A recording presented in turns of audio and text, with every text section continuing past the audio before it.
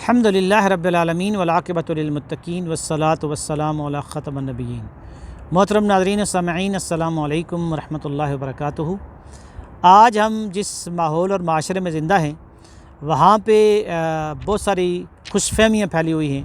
ہمارے ہاں ایک بڑا طبقہ ایسا ہے کہ جو یہ سمجھتا ہے کہ ہم چونکہ کلمہ گو ہیں، خطا کار ہیں، گناہ گار ہیں، لیکن حضور کی امت سے ہیں، اس لیے ہم بخشے بخشائے ہیں، ہماری یا تو کچھ سفارش کو بزرگ کر دیں گے یا پھر یہ کہ ہمیں جو ہے نا وہ نبی اکرم صلی اللہ علیہ وسلم کی شفاعت نصیب ہو جائے گی، اور ہم جتنے بھی جرم کریں، جتنے بھی گناہ کریں، کرپشن کریں، ظلم کریں، زیادتی کریں، ہم بخشے جائیں گے، اور اگر آگ میں گئے بھی، جہنم میں سزا ملی بھی تو تھوڑے ٹائم کے لیے جائیں گے۔ اسی طرح کی غلط فہمیاں اور خوش فہمیاں بنی اسرائیل نے پالی ہوئی تھیں، جو ہم سے پہلے یعنی امت مسلمہ سے پہلے ایک مسلمان امت تھی۔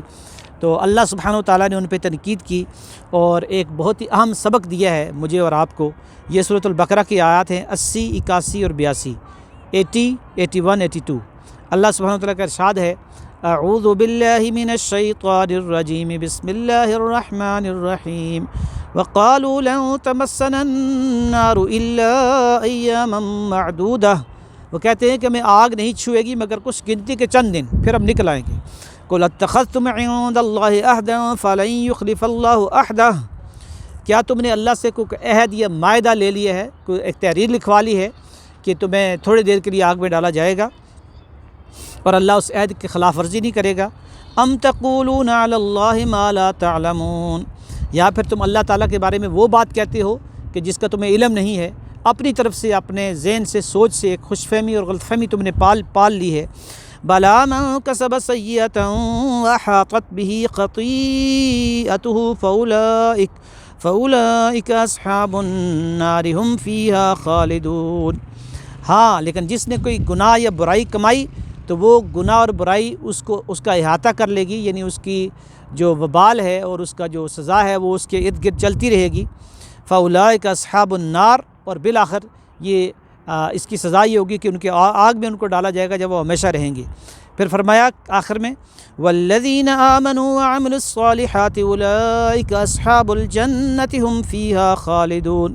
لیکن وہ لوگ جو سچا ایمان لائے اللہ پر، اس کے رسول پر، فرشتوں پر، قرآن پر، کتابوں پر، اور پھر اس کے بعد انہوں نے نیک اعمال بھی کیے، یعنی عمل بھی کیا، نماز، روزہ، حج، زکوٰۃ، یہ اللہ کے حقوق اور بندوں کے حقوق بھی پورے کیے، صدقات، خیرات، زکوٰۃ اور ہمدردی اور یتیموں اور بیواؤں کی خیرخواہی، اولئک اصحاب الجنہ، یہی لوگ جنت میں جانے والے ہیں، ہم فیہا خالدون، جہاں وہ ہمیشہ رہیں گے۔